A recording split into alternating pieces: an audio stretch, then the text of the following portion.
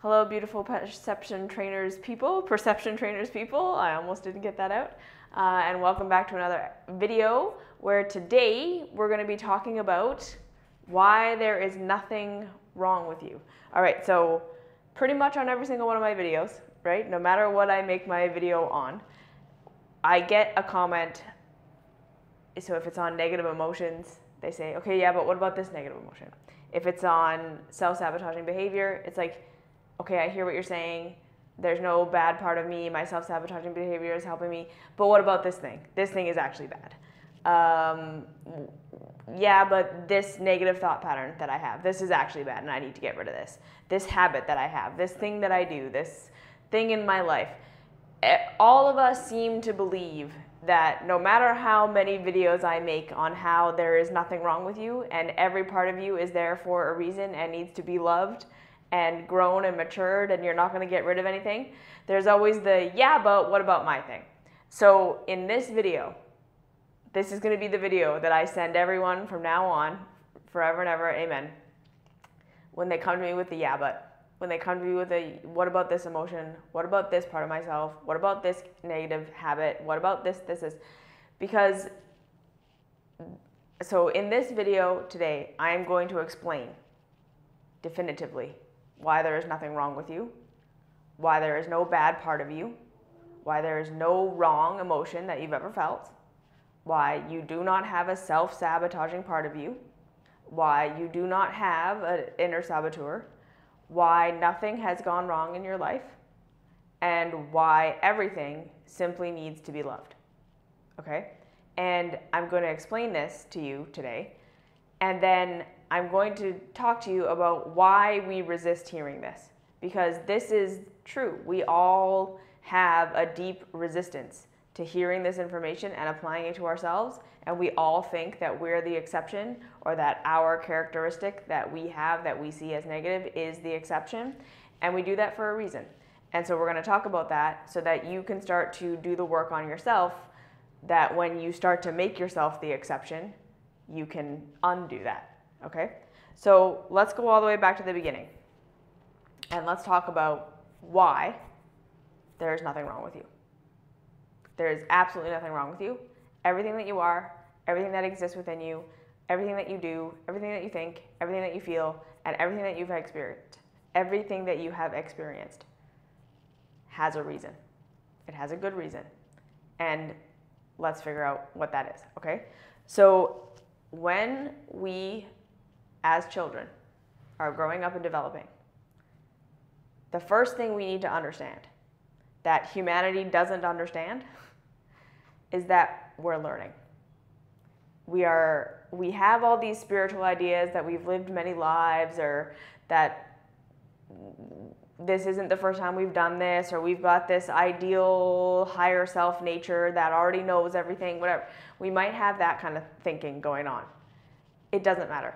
The truth is, when we're children and we're in a body and we're learning about the physical reality and how things work, we're learning about that for the first time in this context. So even if you want to believe that we have past lives and we have information that we brought with us from different lifetimes or whatever, it doesn't matter. The context that you're in, the specific body that you're in, the specific family that you're with, the specific things that you're interacting with in your day-to-day life as a child are new. They're a singularity. They've never happened before. Therefore, you are learning about how the reality works for the first time. Humanity as a humanity has a learning trauma with the fact that we're learning things for the first time that we don't already know. All right? So when we are little children and we're learning about how things work for the first time, we're learning about what happens when you pour something from this container into this container. We're learning what happens when we climb onto something and we can't get down. We're learning all these things about our bodies and about how the physical reality works that we don't already know, which means we're going to get ourselves into situations where we make messes, or we don't know how to do something, or we get stuck, or we get scared. And in these situations, where we run into the limits of our understanding, right? We want to do something and it doesn't work out that way. We want to pour water from this container into the bowl, and the way we do it makes it spill all over. Okay, that did not go how I thought it was going to go. You climb up onto something. You can't get down. Oh my God, this didn't go how I wanted it to go. We run into the limits of our understanding, the limits of our capacity, the limits of our knowing how the reality works. And in that moment, okay, we're either going to learn something new, yeah? So we have that initial trauma of, oh my God, I don't know. But if we had never been taught as children that to not know something is scary, we would then have that initial fear for sure. I still think that we would have that fear. When we run up against something we don't know, that we are not familiar with, that fear is innate in the human being. However, if you were to be allowed to figure it out, okay? So say your parent is there and sees you climb up onto something and then not know how to get down. If they just say, it's okay, you're okay, you can figure this out. You got up there, I'm right here, I'm not going to let anything happen to you, I'm not going to let you fall off, I'm not going to, right? I'm a responsible parent, but I can see they're up on something that's this high. They're freaking out that they can't get down. I'm going to let them figure out how to get down and not panic with them, okay? So as we do this to a small child, the small child learns, okay, there was something I didn't know, but I could figure it out, and then I got down and I was fine. So unknown isn't necessarily the most scary thing ever, yes? I poured the water, it didn't go how I wanted it to, it spilled all over the counter. Oh gosh, I made a huge mess, okay, and then mom just says, let's just clean it up, all right? That didn't go how you thought you wanted it to go, that's okay, let's clean it up, and you can try again. Then you learn, okay, that's not how it works, so I tried again in a different way, and I wasn't shamed for the fact that it didn't go how I wanted it to go the first time. I was just shown that that's not how it works. So I do it again, and do it again, do it again, and eventually I figure it out. This would develop a healthy psychology in the human. We're always going to be bumping up against that which we do not know. If we are given the conditions to see that when we bump up against something we don't know, we can figure it out. It doesn't mean we're wrong and bad. It doesn't mean we're horrible people. We will have a successful life, okay? Now, what actually happens for most of us? We climb up onto the thing, mom freaks out and just lifts us off, or yells at us that we got up there and didn't know how to get down. We get yelled at and then lifts us off. Blames us, shames us for not knowing what we didn't know. We spill the water, they project onto us adult intentions, almost like the child spilt it on purpose to cause a mess, to make mom's life miserable, right? Because mom is stressed and mom is going through all these things, and mom is not projecting child psychology onto the child, which is they didn't know this was going to happen. They aren't doing this to fuck with me. Right? She didn't spill the water. They didn't spill the water to make something difficult for me. They didn't have negative intentions. They literally didn't know that's what was going to happen. But instead, mom gets frustrated, like I say, projects adult psychology onto the child. You should have known that that's what was going to happen. That's adult psychology. You should have already known that when you did the water like that, it was going to spill on the floor, and that spilling on the floor was going to make a mess for me, and now I have to clean it up, and that's really annoying, and I don't want to have to do that, and I have a million other things I have to do, and I just don't want to have to deal with this right now. That's what mom is projecting onto child when she yells at the child for spilling the water. So as children, we start to have this trauma of coming up against our limits of our understanding, where the only way we're going to get that understanding is to play with the limits, make mistakes, do it wrong, have to figure it out along the way. Okay, so this is what we really need to understand. In order to learn, grow, and change, we have to bump up against the limits of what we know and interact with an environment that's unfamiliar to us. And through interacting with the environment that's unfamiliar, we learn. It's through facing, actually interacting with that which is unknown to us, that we get the information. right? It's through climbing up onto the little thing and then climbing back down that you learn how to climb up and down. You can't learn that if you don't do it. And if you already knew it, you wouldn't need to learn it. Yes? So the only way to learn is to interact with an environment that contains information that we don't know yet. And that means at first we're gonna mess it up. We're not gonna know how it works. We're gonna do what we think is gonna work, or we're gonna be just totally unaware of what is supposed to happen at all. We're gonna get traumatized in the moment where things don't go how we want them to go. Things don't work out how we think they're going to. I wanted to pour the water into the bowl, it went all over the floor. I wanted to climb up, I couldn't get down. There's trauma in that, but again, if we can deal with it in a healthy way by learning about what happens and not making this unknown mean I'm wrong and bad, or this is scary and I can't figure this out, by those two things of mom yelling at us and shaming us, or dad rescuing us, right? Caregiver, mom, dad, caregiver, whoever, rescuing you or shaming you for what you didn't know.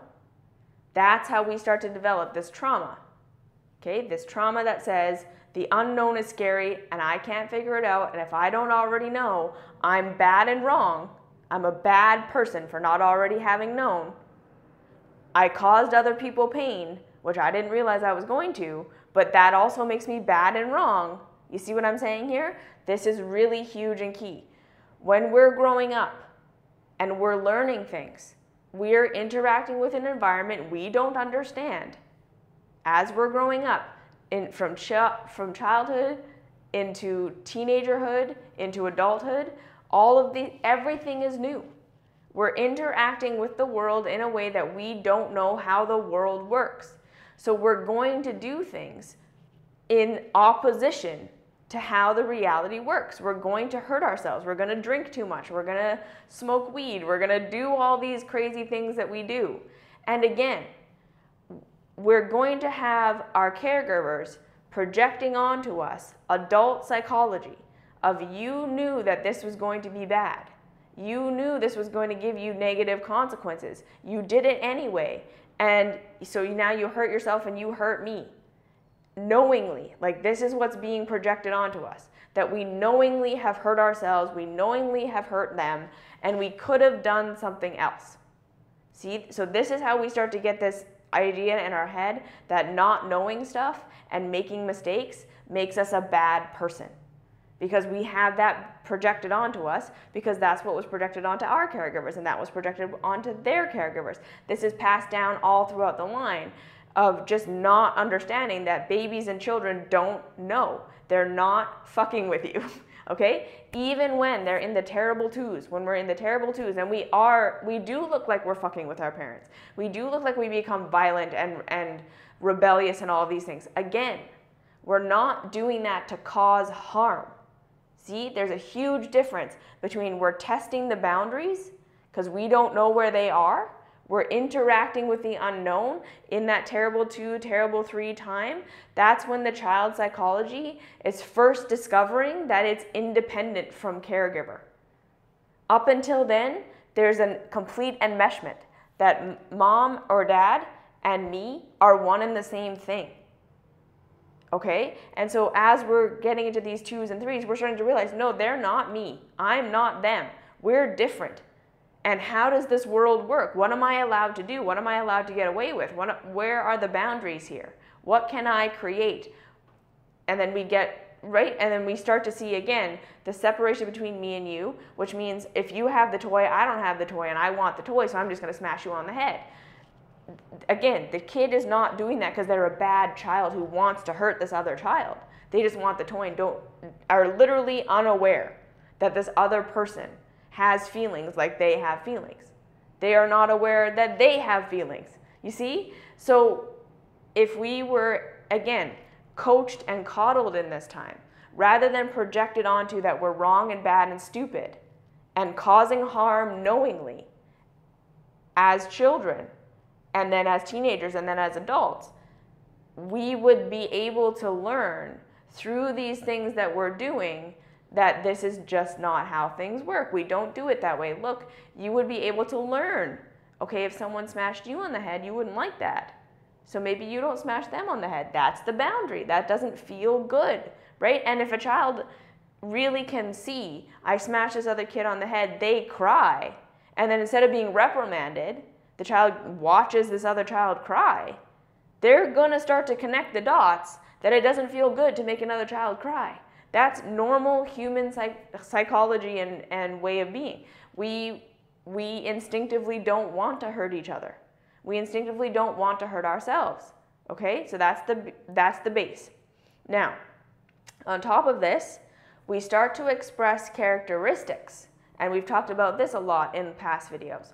As we're growing up, that mom and dad or caregivers or whoever around us see again as a threat to our survival. They have again projected onto you their consensus reality.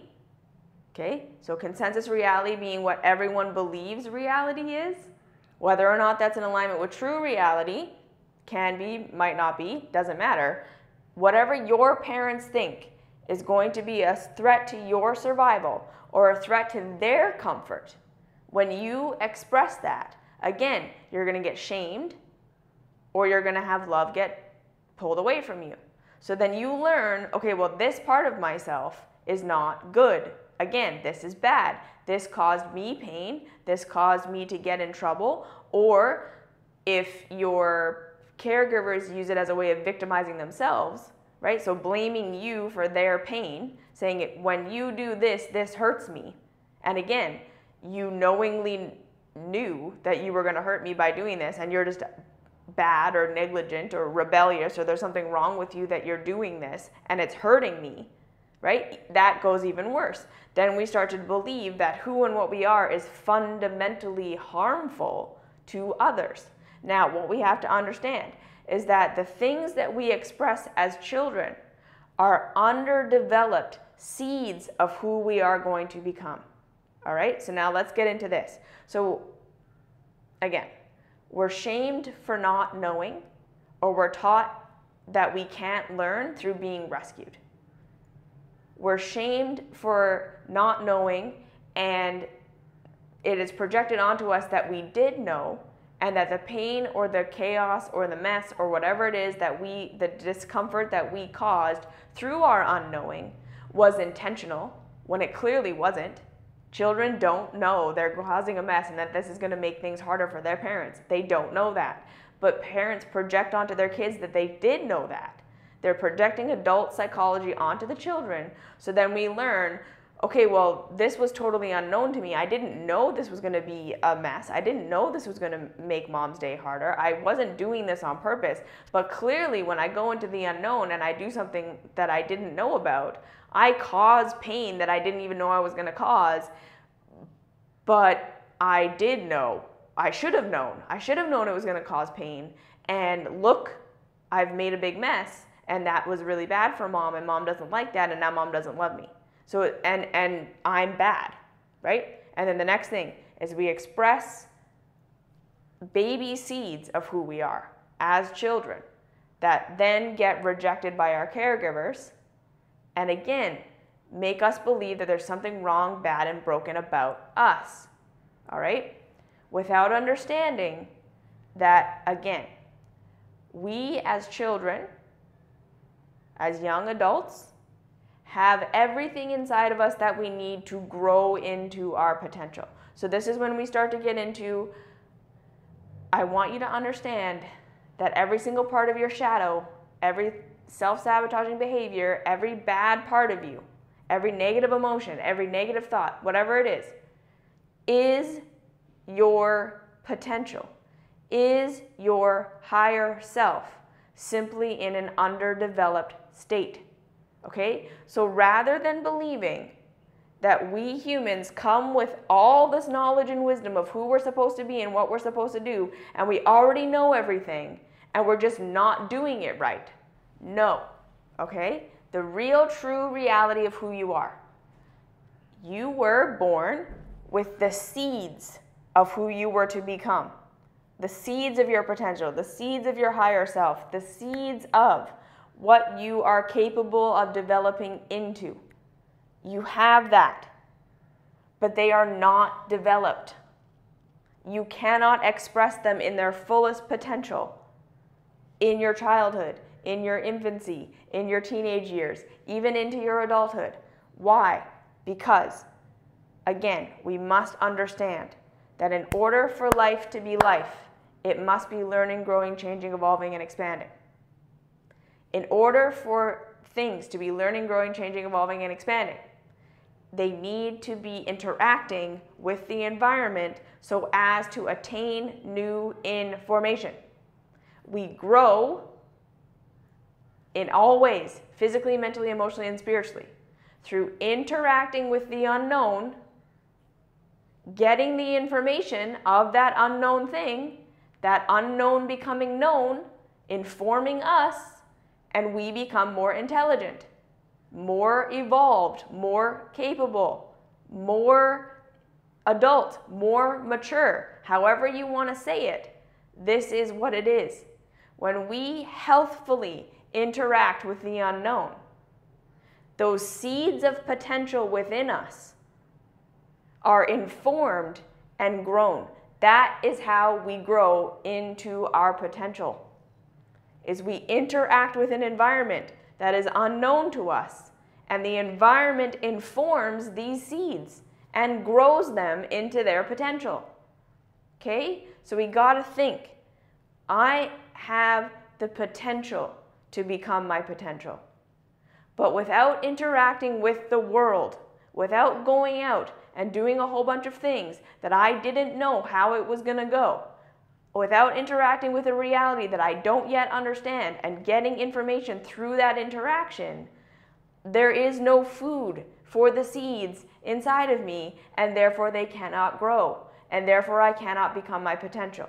Now, what actually happens for most of us is, again, we start to express these little seeds, but they're little seeds, right? We express some creative potential. We express some desire to do this, or some interest in that, or some interest in this. It's undeveloped. It's immature. Sometimes this is fostered.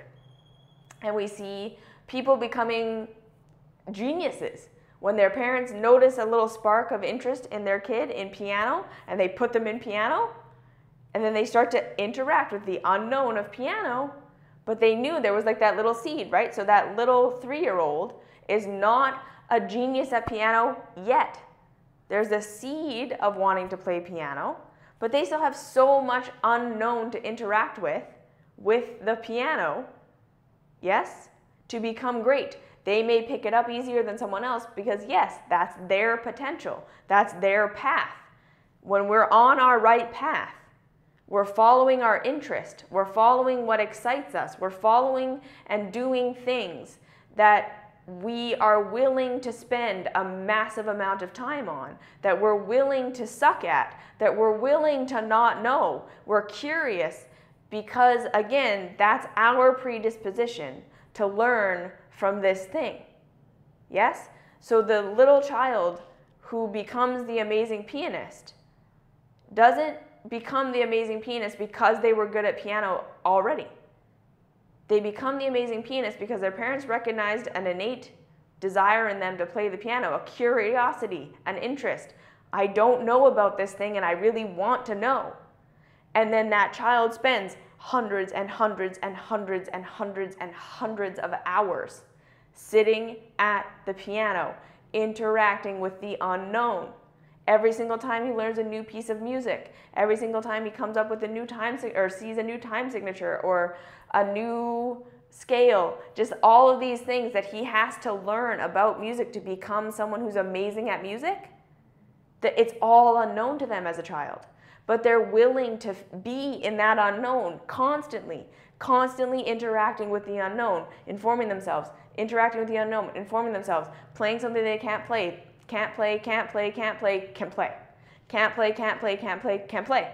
You see, this is how it happens. And then we think, well, look, of course they were going to be good at that. They were gifted as a child. No. If they hadn't spent time playing the piano, they never would have become that. That seed was there. They were interested. They were willing to spend hours because they loved it, because they were interested and curious.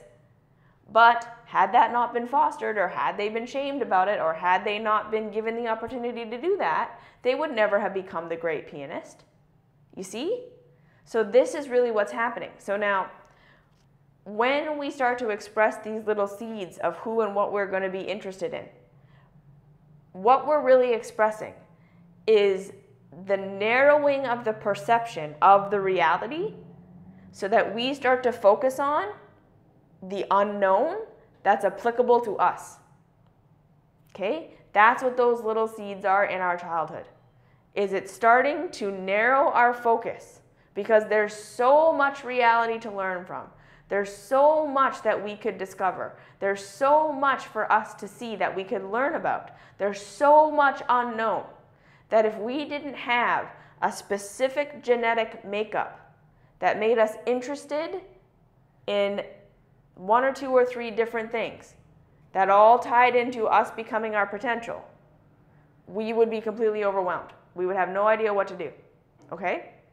And then again, your potential, you being at your potential, is you taking the seeds of who and what you were in the beginning, focusing on that area of reality over and over and over again, interacting with that unknown that then continues to expand and expand and expand, right? Like the pianist is going to continue to learn and learn and learn and learn and learn. It never ends.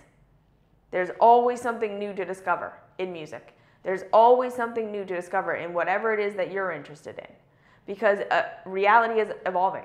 It's continuing to go on and on and on. As each individual expresses their thing, we add to reality. We add to the structure that already exists, and we're expanding it. So anyways, as we narrow our focus, which is what our interests are, we're getting rid of all the extra information we don't need to know, right? That would clog up our capacity to really learn what we are here to learn as an individual, to become our potential, so as not to get overwhelmed by all that information, right? So like, it's like eventually as we move through the grades, you become more and more and more specific with what you study.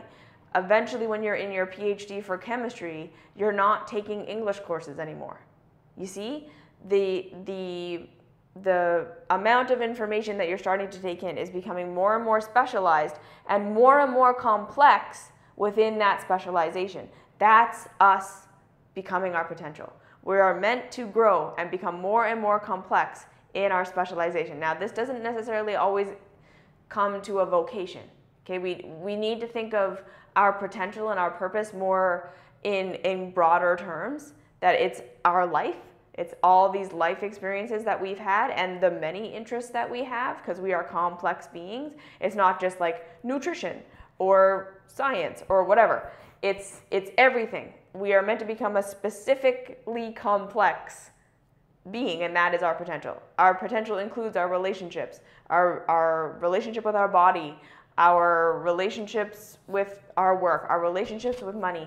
It's how we interact with all of these things of life. That's our potential. So as we're starting to express our potential, and again, we start to get shamed, that's not okay, you're not allowed to be that, you're not allowed to do that, we can't see where this is going. It's not as obvious as the kid that wants to play piano, right? Sometimes we express a desire to look at lingerie or sexuality or whatever, and that freaks our parents out because we're very religious. Or we want to, go into science, and our parents are artists and they don't understand that. And there's this shutting down of what we start to express as children. So when that happens, okay, that seed got watered. We started to express it. We started to look at it. It's too late. It got watered. From there, when whatever seed within us that was meant to start to be developed, that was immature in its infancy as a child, gets shamed, shut off, you're not allowed to be that, you're not allowed to do that, you're not allowed to have that need, you're not allowed to have that want, you're not allowed to go and explore that. Okay, so this can be a characteristic of something you want to explore, but this can also be a need you have. This can be I needed cuddles and my parents didn't want to cuddle me. I needed to express my emotions. I was possibly part of my potential is to be an incredibly strong emotional barometer.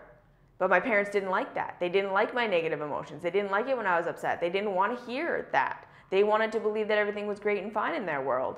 And therefore, they shut me down in my emotions. So now I'm getting taught that this gift that I have, this thing that I am, this thing that I'm meant to develop into, that I have no way of knowing how it works right now, right? So we also have to think that it's kind of like we're all these small children with this technology that we don't know how to use. We have these gifts and these skills and these interests, and it's bigger than us right now.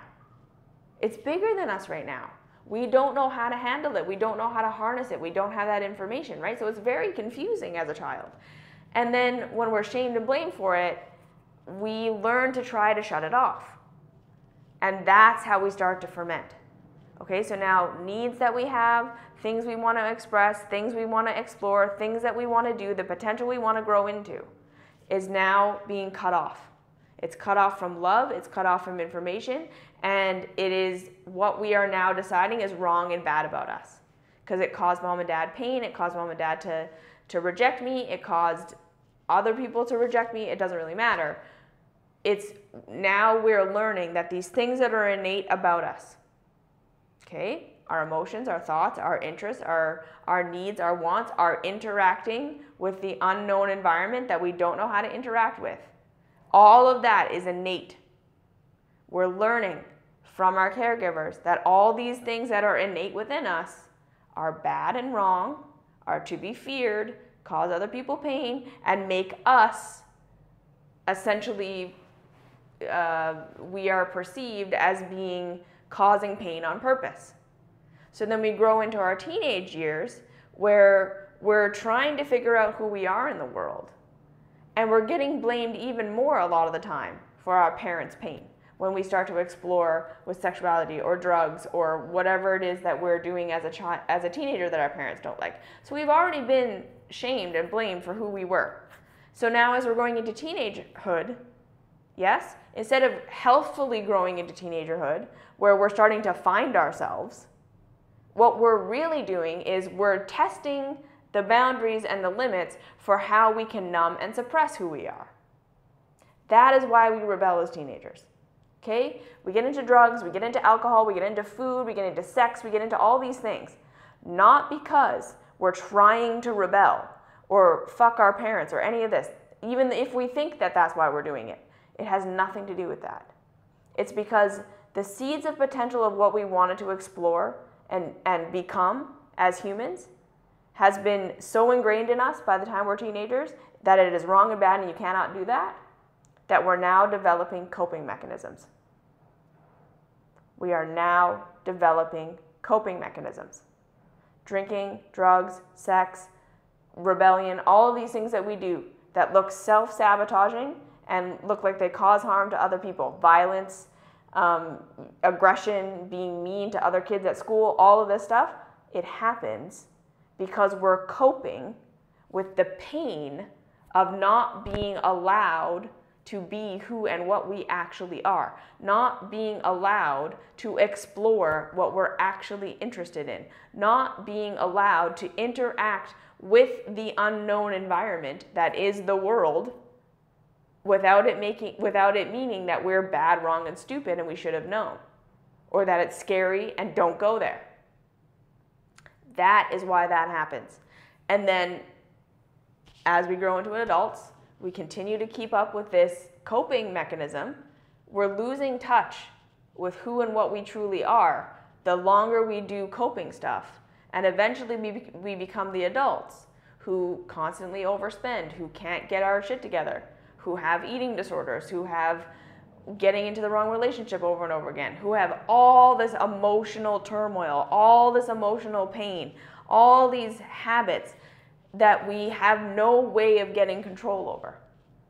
And then we start to believe that these are the things that are wrong with me, right? My self-sabotaging behavior is the thing that's wrong with me. If I could just get my eating under control, I'd be happy. If I could just get my spending under control, I'd be happy.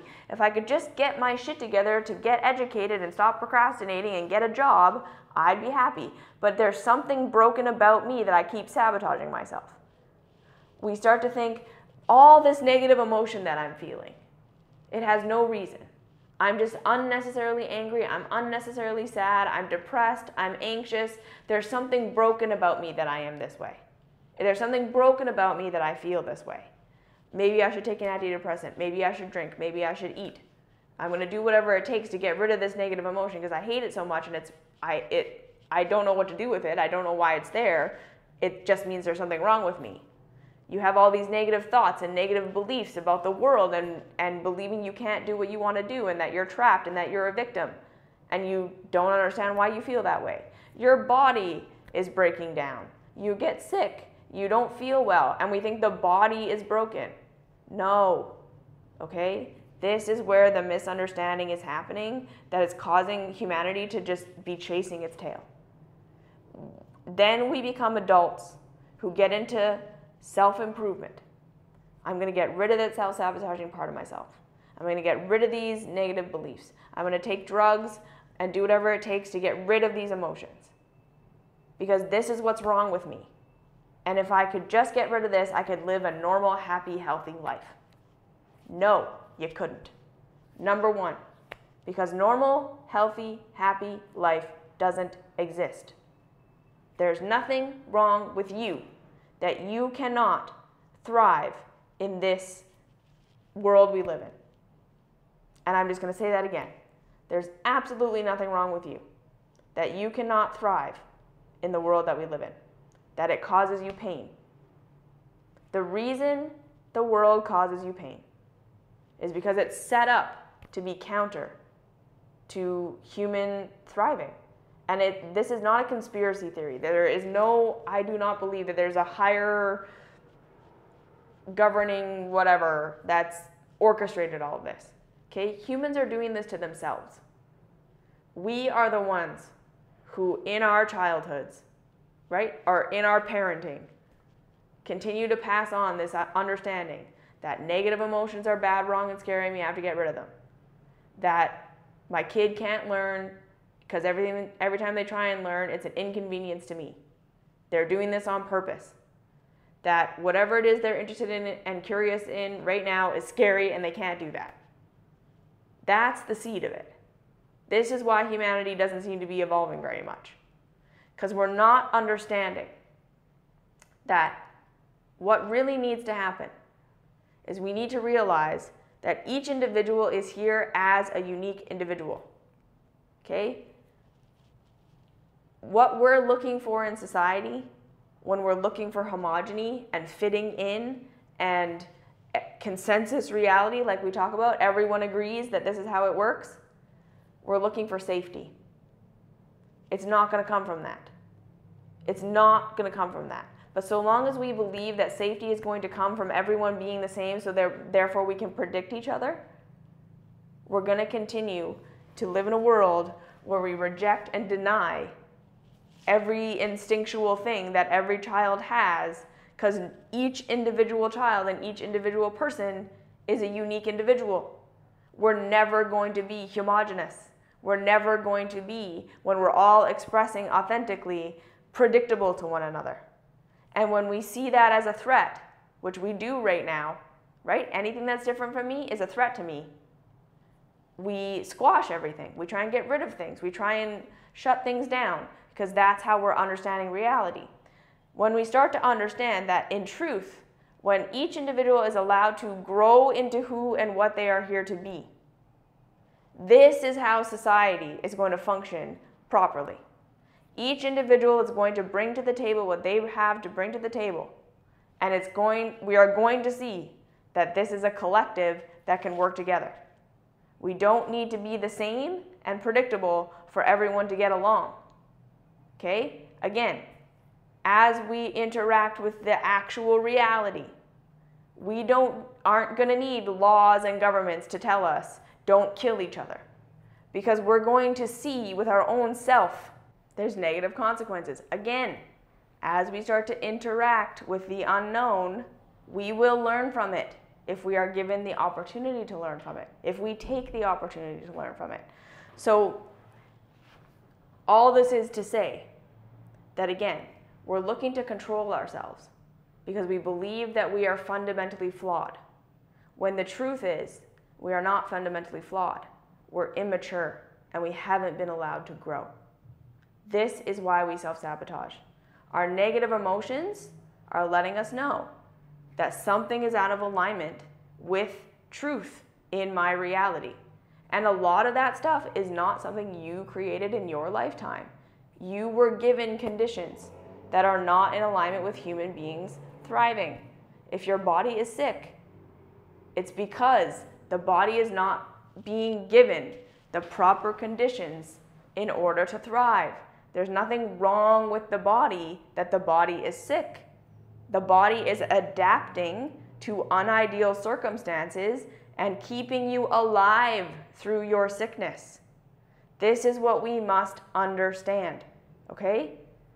Negative emotions, sickness, self-sabotaging behavior, that shit we do over and over and over again that seems to cause us pain that we can't stop ourselves from doing. That's all coping. Coping with a reality that is not supportive of your growth and expansion as a unique individual human being. Okay? So this is why we all have what we have. This is why we suffer. Because we're not allowing ourselves to learn from our pain, because we all have trauma that tells us that the unknown is bad and we don't want to believe we don't know something. So this is why we get into self-help, because self-help says, don't worry, that negative thing that you feel, that negative thing that you keep doing, that self-sabotaging behavior, those negative thoughts, you can fix that. Here's the solution. Here's how to get rid of that part of yourself. Here's the diet. Here's the tapping solution. Here's the blah, blah, blah. That will help you not have this anymore. You see? And to us, that's an answer. That feels so much better than I don't understand this part of myself. It's immature. I don't know what I don't know that's causing me to do this. And therefore, I have to spend time in the unknown with a part of myself that I've labeled wrong and bad for a really long time and see how it's not wrong and bad, it's just immature and needs to be grown through interacting with an environment I don't understand. You see why we might have a bit of a resistance to this idea that there's nothing wrong with us? Because if there's nothing wrong with us, it means that simple answer of I can just get rid of this through some self-improvement technique, that answer goes away. That means we don't have that answer. And then it means, again, like I said, we now have to go into this unknown territory of realizing we got to process all of the things that we've been through in our lives that we have painful thoughts and feelings about. Because what is that telling us? Everything that we have been through in our lives that we have a painful thought and a painful feeling about, it's letting us know that we don't understand it. We don't understand why what happened happened. We don't understand why it happened the way it happened. We don't understand how it happened. And we need to understand that because, again, our perception is being narrowed in on these specific experiences because that is the information we need about how reality works that will feed the seeds of potential within us to become who we want to become. This is how this all links together. Every trauma in your life had to happen that way. You had to interact with reality that way, and it had to go in a way that you didn't know it was going to go. Because that was you interacting with a reality you didn't know. You don't understand. You don't have that information. And the only way to get that information is to interact with the environment you don't understand and have the trauma and then process through it. Why did it happen that way? What happened? What was the cause of all of that, right? So for me, born into a sick body, that's a trauma already. All the foods that I eat for the first 14 years of my life make me feel sick. Trauma. That's a lot of trauma, right? It would be easy for me to just say, my body is broken. Let's just get medication. Let's just go on this diet. Let's do it. I did that for a while. Until I eventually was like, no, there's nothing wrong with my body. The pain that I'm feeling is the environment is not supporting my body. So what does my body need? Which is clearly different from what everyone is telling me my body should need. It's different than consensus reality of what is healthy. And I had to figure it out for myself. Meaning I had to do a bunch of things with diet and lifestyle and processing my emotions and all of these things to figure out what does my body need to be healthy, to start healing, to start thriving, to start working. And it was a lot of trial and error and a lot of not knowing, a lot of trying things, seeing how it worked, seeing, okay, why did it work that way? And now I understand my body in such a specific way. I have so much information about my body, which is enabling me to live in a way where I can be healthier than I've ever been. Because I have that information. Why? Because I interacted with a whole bunch of reality that I didn't understand. I faced my trauma. Okay? So the bottom line is this. Every single thing about you is right. All of your negative emotions are showing you that there's something in your reality that's off. And it could have been that way for your entire life. You probably didn't create it because our world is off. Your negative thoughts and negative beliefs are showing you what is untrue about reality that you have been unwilling to explore.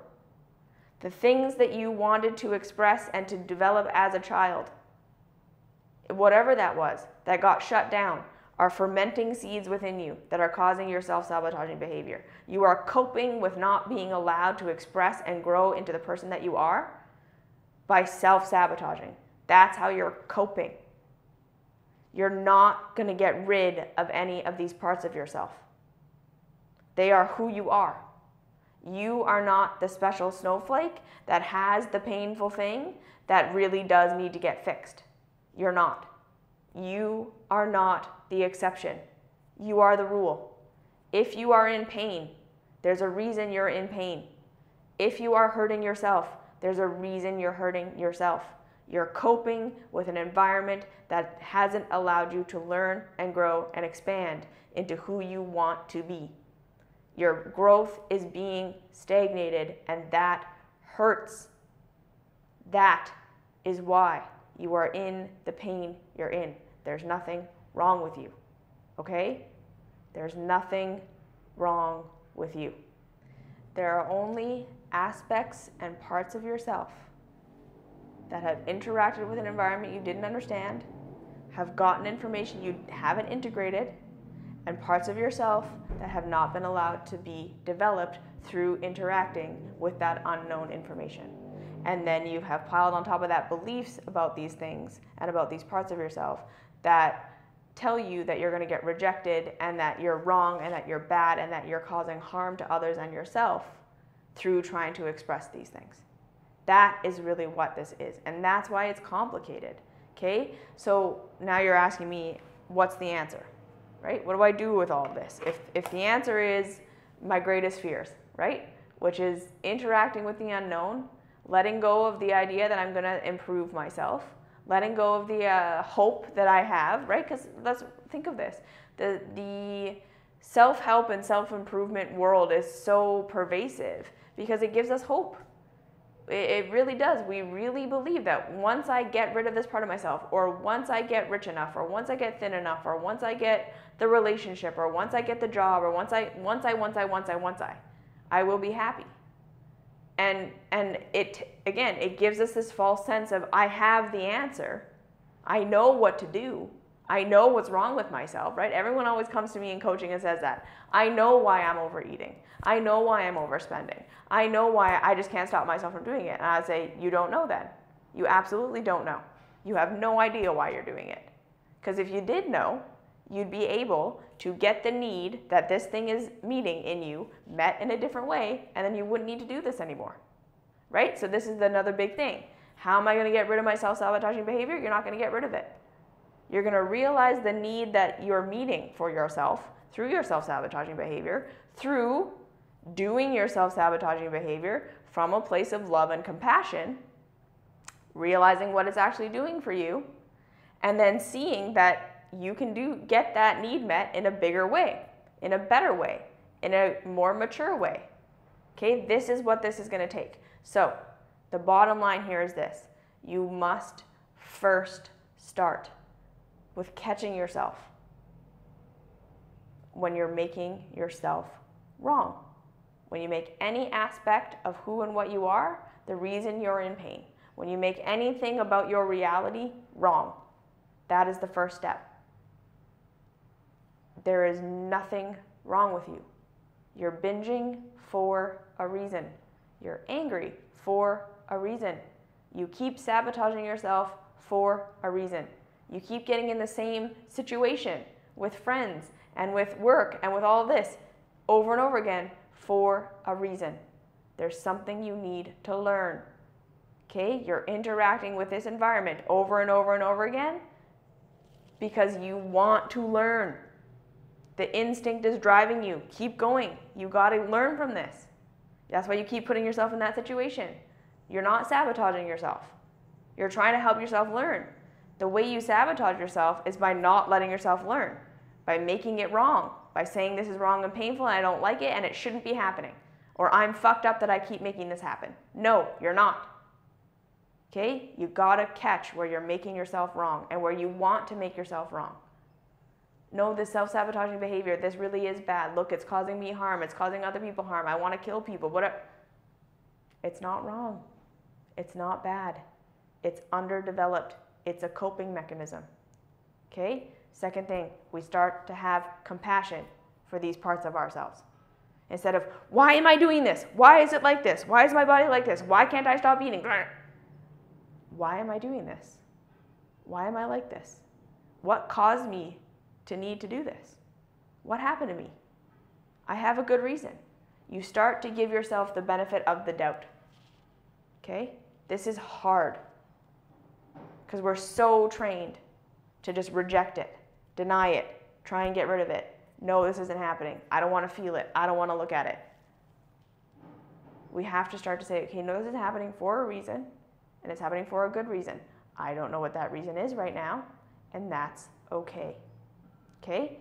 Third thing, we start to face the fear of the unknown. Realize that's going to be fucking horrifying. I don't know why I'm doing this. I don't know why I feel this way. I don't know why I'm thinking this. I don't know what to do to make this better. I don't know what to do. I've tried all the I've tried all the self-improvement, all that. It's never worked. I don't have the answer. I don't know why I'm doing this. I don't know why this is happening. Because if I did, I would be able to change it permanently. Because I would understand it. And I don't know what to do about it. And as we allow ourselves to sit in the unknowing, while giving ourselves the benefit of the doubt, this is when we're going to start to understand stuff. Okay? When I say sit with your negative emotions and you'll get information, this is what I mean. You give yourself the benefit of the doubt. I have anger for a reason. I just don't know what it is. I'm going to let myself feel angry and see what happens. Because here's the thing. Okay, and then I really want to binge. I'm going to let myself binge. But rather than fighting with myself the whole time or going numb, I'm going to be like, okay, what am I getting out of this? What am I feeling? What's actually going on? Okay, this is the big key, is we have to stop running from our negative emotions. We have to stop running from those things in our lives that are painful. We have to be willing to be in the pain with curiosity. So long as we're resisting the pain, we're resisting the information. That is what we have to understand. When we interact with a reality in a way that opposes the structure of reality, it's going to cause us pain. If we then say that pain shouldn't be happening, We don't understand why there's pain. And therefore, we're going to keep doing it over and over and over and over and over again. If we say, I'm doing something painful, it should be painful. It should be painful. That pain is telling me I'm bumping up against the structure of reality. I'm trying to do something that's out of alignment with truth. Why does that hurt? What's the truth? Okay? The pain will tell you what the truth is. This is not the way. Why not? Okay, well, why did that cause pain? Well, because this isn't this. This is what this is going to be. You give yourself the benefit of the doubt that you're feeling pain for a reason. That the things that happen to you that are painful for a reason. They had a reason to happen. Everything has unfolded because of a perfect pattern. It's now just your job to figure out what that pattern is through accepting what it is. And we accept what is, not so that we can stay in it forever. The only way to change what is to accept what is. Because when you accept what is, you can understand what is. And when you can understand what is, then you can change it. Until you understand why you are the way you are, you cannot change it. Until you understand why reality is the way that it is, you cannot change it. So we have to embrace that we don't know. And we need to sit in the feeling of not knowing and of the pain, and it will inform us. Practice that. There's nothing wrong with you. Give yourself the benefit of the doubt. Face your fear of not knowing. There's nothing wrong with you. You're not doing anything to cause harm for a real reason. You're coping. Let yourself off the hook. You're a good person. Now learn from your pain. Okay? And I'll see you in the next video. Mwah.